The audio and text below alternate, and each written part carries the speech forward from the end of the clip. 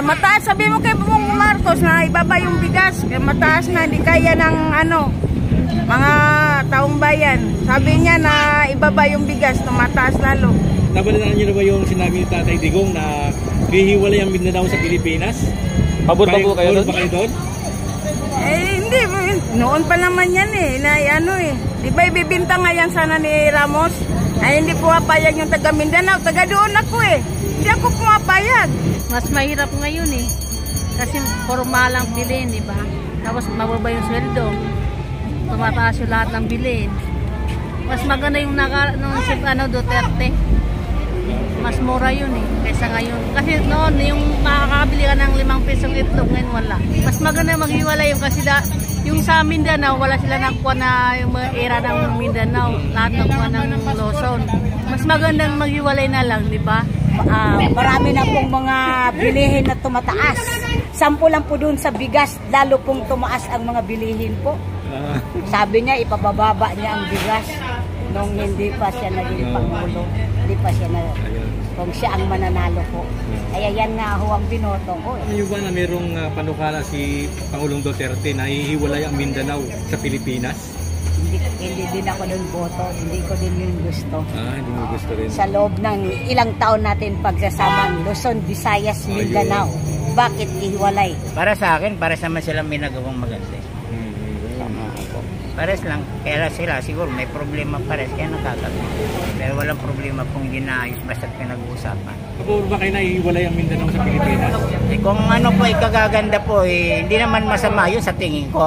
Pero kung ikasasama, wag natin papayagan. Kasi siyempre, yun naman po ang ikaayos ng lahat, hindi naman masama siguro po yun. Okay, good day mga kabayan ko, Kalye survey muli tayo kasama ng ating co-vloggers, Pinoy Vlogger PH. Kalye survey namin patungkol sa Ito tayo. Ito si Sir, ayan. Tanong lang sana namin Sir, sa ngayon, ano Sir ang nakikita nyong sa ating gobyerno ngayon? Ayos lang naman, wala namang problema. Kasi sa ngayon kasi nakikita natin parang nagkakaroon ng mga divide na ngayon kay BBM tungkol kay Duterte. Yung siya sabi nga ng ating Pangulo gusto niyang ihiwalay na yung Mindanao. Dating Pangulong Duterte sabi niya ihiwalay na yung Mindanao sa Pilipinas. Pabor ba kayo doon, Sir? Hindi ako pabor doon kasi yung Mindanao sakop ng Pilipinas yan. Parang yan parang yung Mindanao talaga, sakop talaga ng Pilipinas yan. Okay. Tungkol naman Sir sa pangwalakad ng ating gobyerno ngayon, kamusta naman yung nararamdaman nyo ngayon?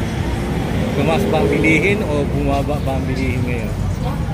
Oo, hindi ko pa naramdaman yung yung ni Marcos natin ngayon Ay, ba?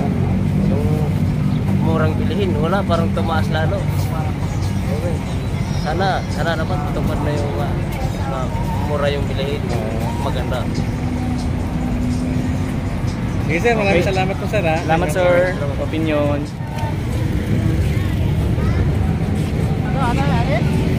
Sir, yung tanong namin Sir, ano ba yung comment nyo ngayon sa nangyayari sa ating government? Medyo mayroong nangyayaring kagulo, parang nagkaka-divide na yung BBM at saka Duterte. Aware ba kayo sa nangyayari ngayon sa ating gobyerno? Hindi ako maayon dyan. Kasi isa lang naman yung Pilipinas Yung Pilipinas kasi ang kapital ng Luzon. Ang pinakadulo niyang yung sa amin Mindanao.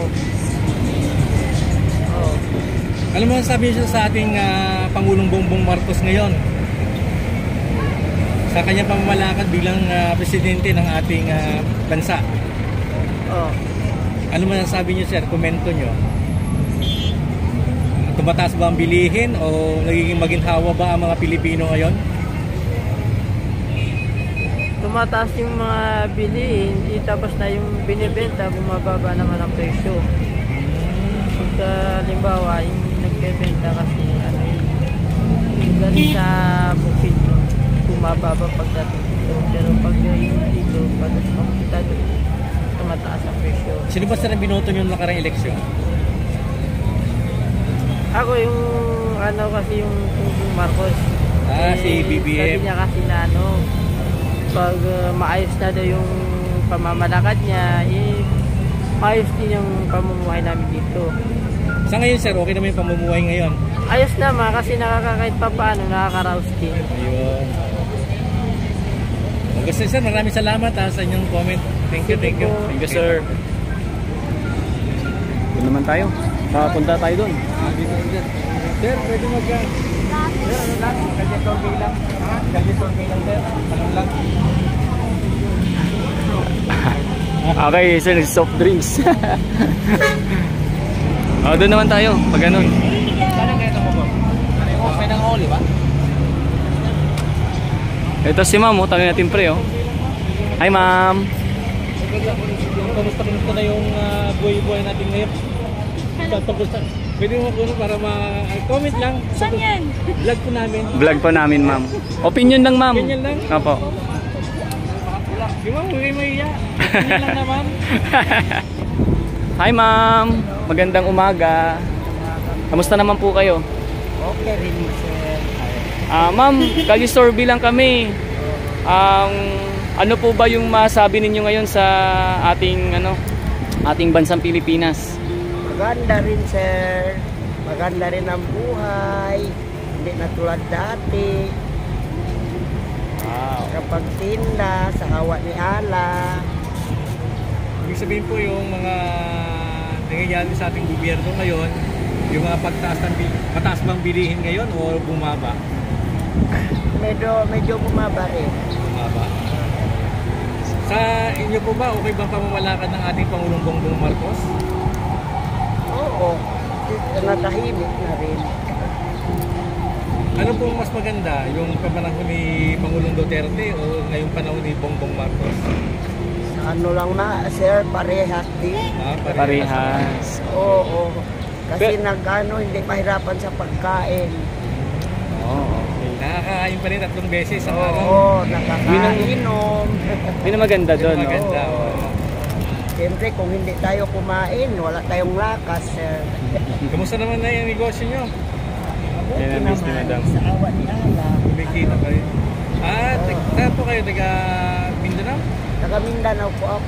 Tanong ko lang po, no? Kasi ngayon, nabalitaan nyo na ba yung sinabi ni dating Pangulong Duterte na hihiwalay na yung Mindanao sa Pilipinas? Hindi ako masyado nakapanood ng TV, sir, kasi dito ako araw-araw. Sinabi ng Pangulong Duterte na hihiwalay yung Mindanao sa Pilipinas. Bakit? Payag ba kayo na maghiwalay na Mindanao sa Pilipinas? Kahit na hindi gusto namin, kung gusto yung mga matataas, wala ako magagawa. Diba, sir? Okay. Maraming salamat ha. Salamat din, sir. Thank you ma'am, thank you. Ayun. Smiling face si madam, no? So ayan, dito pre. Tanungin din natin ito si sir, yung sir, magandang umaga sir, no?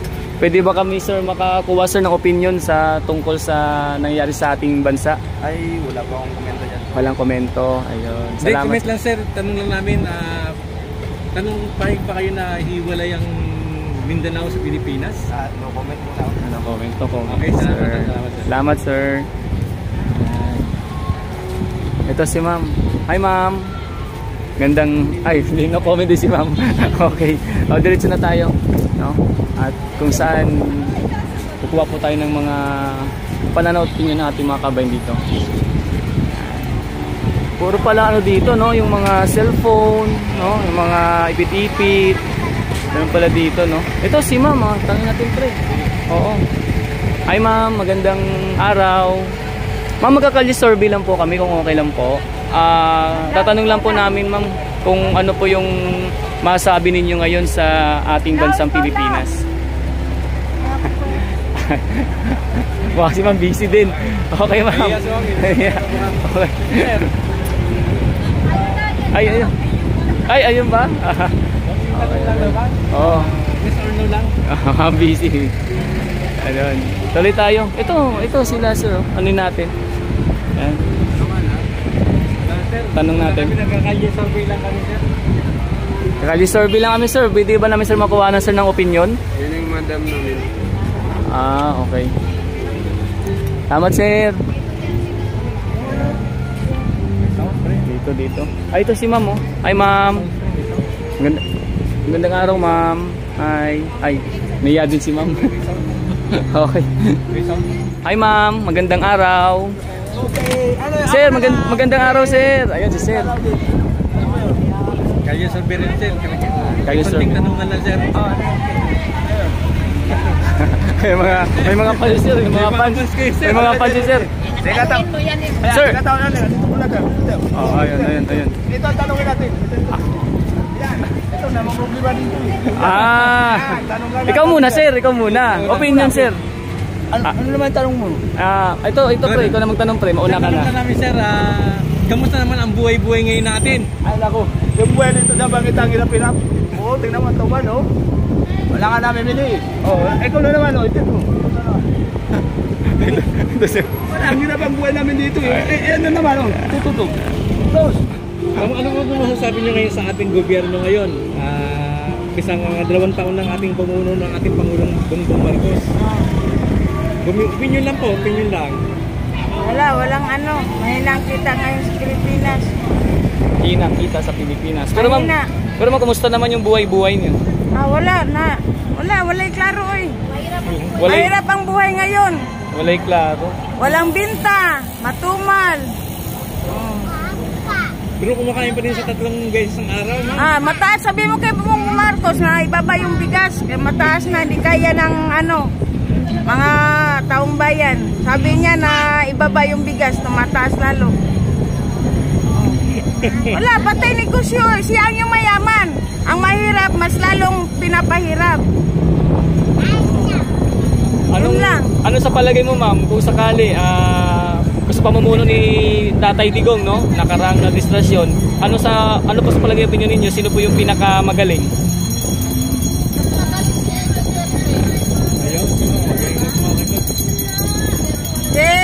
Duterte, maganda naman pamalakan niya kasi yung mga yung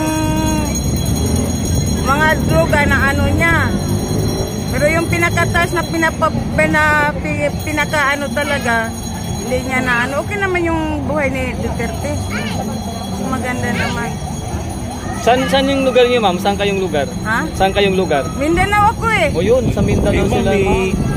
Nabalitaan niyo na ba yung sinabi ni Tatay Digong na hihiwalay ang Mindanao sa Pilipinas? Pabor pa po kayo doon? Hindi. Noon pa naman yan eh. Di ba ibibinta nga yan sana ni Ramos? Ay hindi pumapayag yung taga Mindanao. Taga doon ako eh. Hindi ako pumapayag. Pero mas maganda, pag halimbawa mabalik si Duterte, mas maganda maayos yung Mindanao. Taga Mindanao ako eh. Pero ma'am, pabor kayo doon sa parang sinusulong ni Tatay Digong? Hiwala yung Mindanao sa Hindi ako sure. Mahirap yan. Okay, undecided ma'am, no? Okay. Mahirap. Kasi kung tutusin talaga, ngayon lang yan mangyayari na ihiwala yung diba? Sako pa rin ng Pilipinas ma'am eh, no? Salamat sa opinion ma'am. Thank you so much sa iyong pananaw ma'am. Sa nangyayari ngayon ma'am sa ating bansang Pilipinas, ano yung masasabi mo, ano opinion mo? Mas mahirap ngayon eh. Kasi formalang bilhin, di ba? Tapos mababa yung sweldo. Tumataas yung lahat ng bilhin. Mas maganda yung Duterte. Mas mura yun eh, kaysa ngayon. Kasi noon, yung makakabili ka ng 5 pisong itlog, ngayon wala. Ano po ang mabibili? Dati nakakabili ka ng 5 pisong itlog, ngayon 8 lang pataas, di ba? Mas mahal ngayon kaysa dati. So ma'am, kung sakali po, no, may mensahe ka pa kay PBBM. Dapat babayin niya yung mga lahat ng bilhin. Nawa naman yung mga mahirap. Yun lang po. Taga saan yung lugar niyo ma'am? Marawi. Sa Marawi, Mindanao din. So ito dahil taga Mindanao din si ma'am. Ma'am, yung namin dito, pinaka-kalye survey namin dito. Pabor po ba kayo na ihiwala yung Mindanao sa Pilipinas? Oo. Yan sinabi ni Duterte na ihiwalay niyang... Mas maganda maghiwalay yung kasi Yung sa Mindanao, wala sila nakuha na yung mga era ng Mindanao. Lahat nakuha ng Luzon. Mas magandang maghiwalay na lang, di ba? Kaysa lahat kay Marcos kasi binibinta niya yung iba sa ibang bansa, di ba? Mas maganda kay Duterte na lang. Okay. Okay. Thank you, ma'am. Thank you, ma'am. Thank you, ma'am, sa opinion. May tanong lang kami, ma'am, kung okay lang sa iyo, ma'am. Nagkakalisorby po kasi kami. Ano po ba? Ano po? Oo. Tanong niyo, sir. Ma'am, bilang isang mamamayang Pilipino, ano po yung opinion ninyo ngayon sa nangyayari sa ating bansa? Wow. Sa higpit po namin dito, sir, at mahirap namin hinahanap po ang mga gastusin namin sa araw-araw, sir. Lalo na ngayon, marami na pong mga bilihin na tumataas. Mataas po ang mga bilihin ngayon. Tapos tungkol sa mga anak namin, sana namin kukuha. Kaya nagsisika po kami araw-araw para may magastos. So, kamusta naman yung buhay-buhay, ma'am? Ganito, initiis lang namin dito, sir, kahit anong higpit po namin dito, sir. Dahil wala pong ibang matrabaho o mapasukan.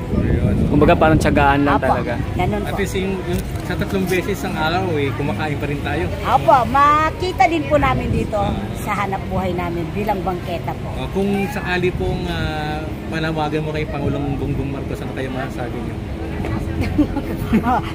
Ipababa niya na lang lahat ng bilihin po. Yun po. Ayun. Ayos na yun, ma'am, pag ganun, ma'am. Sampu lang po dun sa bigas, lalo pong tumaas ang mga bilihin po. Sabi niya, ipabababa niya ang bigas nung hindi pa siya naging Pangulo. Hindi pa siya kung siya ang mananalo po. Kaya yan nga ho ang binoto ko. So, kumbaga, ma'am, talagang inaasahan nyo pa rin yung mga sinabi ni PBBM. Hindi ko na po masabi. Okay. Wala na po masabi. Okay. Salamat, ma'am. Salamat, ma'am. Pero si ma'am, tatanungin ko sana kung saang lugar si ma'am eh. Taga saan kayo, ma'am? Mindanao po ko. Napadpad po ko dito sa Maynila. Oh, yan. Dahil walang mabuting hanap buhay doon. Ma'am, alam niyo ba na mayroong panukala si Pangulong Duterte na ihiwalay ang Mindanao sa Pilipinas? Hindi din ako doon boto. Hindi ko din yun gusto. Hindi mo gusto rin. Sa loob ng ilang taon natin pagkasamang Luzon, Visayas, Mindanao. Bakit ihiwalay?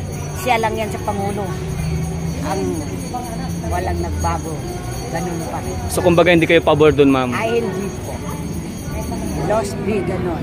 Baka kasi, no? Talagang isa-isa. Ngayon lang yan nangyari po na ihiwalay. Hindi ako boto. Salamat, ma'am. Salamat sa opinion, ma'am. So, may mga nakosa po tayo na halos mga kapatiran nating Muslim at yung iba po ay pabor. Meron naman pong hindi pabor, no? Kahit sila po ay taga doon, mga kababayan.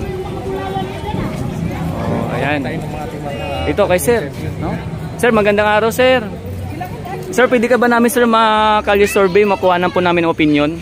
Para sa ano po? Regarding po sa mga nakikita nating issue sa ating bansa, no? Ano po masabi nyo ngayon, sir, sa ating bansang Pilipinas? Sa nakakita ko po, lalong naghihirap ang buhay niya. Yun po ang mahirap. Ibig sabihin, nung panahon ni Pangulong Duterte, medyo... Ganun pa rin po, mahirap din. Mahirap din. Mahirap din po. Para sa amin na vendors, mahirap talaga. Parehas lang. Parehas lang doon saka ngayon. Pero kamusta naman po, sa sir? ngayon po, medyo nakakapaghanap buhay naman. Kaya nga lang, siyempre po, minsan, inaalis kami. Minsan naman, nakapaghanap buhay. Pero kahit pa paano, sir, nakakain naman sa isang araw 3 beses. Nakakain naman po, medyo tipid lang, tama lang. Okay. Hindi siya sobra ba, gano'n. So sir, matanong ka namin, sir, halimbawa, sir, no, kung kayo po ay papapiliin, sa palagay nyo, sir, sino ba yung the best mamuno? Si dating Pangulong Rodrigo Duterte o si Pangulong Bongbong Marcos na ngayon? Sa loob po ng 2 taon. Sa akin naman po, para sa akin naman po pares naman sila maganda ang ginagawa. Kaya wala naman tayo pwede sa kanilang siyempre po, siya sa ngayon, siya po ang nakaupo. Hindi pa naman po tapos termino niya. Siyempre, doon natin makikita yan kung matatapos ang termino. Lahat naman po sila, pares naman na ganda ang gawa eh. Kaya lang po, siyempre, ang medyo ang kaya natin yung Pangulo natin na napalitan, Paulong Duterte, ang naging problema lang naman po yun sa droga noon na may mga pinapatay na hindi naman dapat. Yun po ang para sa akin lang ha. Pero sa iba naman po, hindi natin masasabi kung ano. So kanina sir, nabanggit niyo po medyo hirap ang buhay. Ano po mensahe niyo kay Pangulong Bongbong Marcos, sir? Makapaghanap buhay po kami ng maayos. Yun lang po. Sa akin naman po, para sa akin, pares naman sila may nagawang maganda. Tama po. Pares lang, kaya sila siguro may problema pares, kaya nakakagawa. Pero walang problema kung hindi naayos basta pinag-uusapan.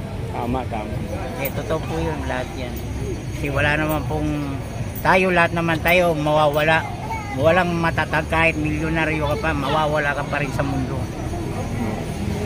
Yun ang pinakakuyan po, yung makapaghanap buhay, yung mahihirap.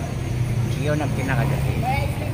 Sana maawa si Pangulong Bongbong Marcos sa mga paghanap buhay po kami ng maayos. Sa mga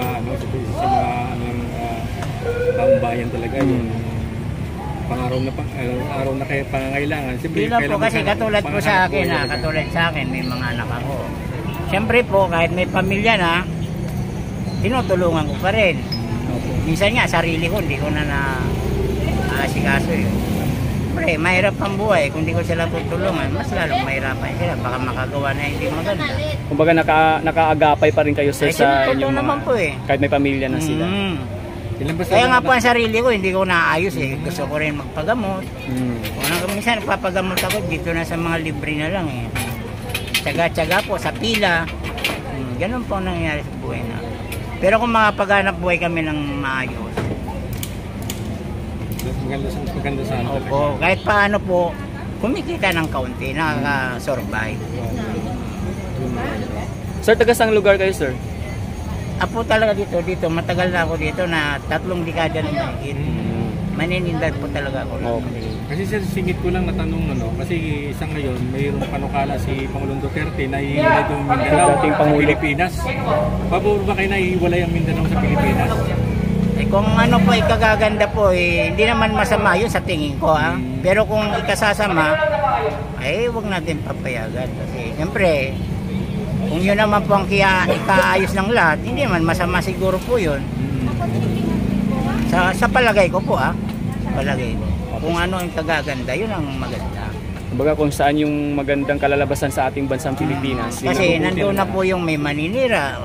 Mayroon na dyan na magpapalapad ng papel, ganyan ang buhay eh. Pero ang pinaka-important sa buhay ng tao, yung papaghanap buhay, may hirap. Katulad po sa amin na vendor sa pag hindi nakapaghanap buhay ng maayos, nahihirapan po kami. Sana marinig ng ating Pangulong sana nga po, panawagan ko po kay Pangulong Bongbong Marcos po, mapaghanap buhay kami ng marangal. Marangal naman po ang hanap buhay namin. Kasi yung dapat hindi yung pinaalis, sinisita ng mahirap yung ganyan. Sa akin naman po, hindi natin masisisi ang isa ng kapulisan natin, ang munisipyo natin, na gano'n. Kasi ang ibang vendors po, pasaway din. Hindi rin po natin maiwasan. Kasi gusto rin maghanap buhay. Wala po tayong pwedeng itulak kabigin eh. Yes, sir. Yun nga lang po, mahirap balansin talaga. Kumbaga talagang pagkumbaga sa mga sumisita, pinapatupad lang din nila kung ano yung utos sa kanila. Yung utos din po. Totoo naman po yun. Para maging maayos. Kaya sa amin naman ako, panawagan ko yung makapaghanap buhay. Okay. Salamat sa opinion mo, sir, at pananaw. Maraming salamat po sa inyo. Thank you, sir.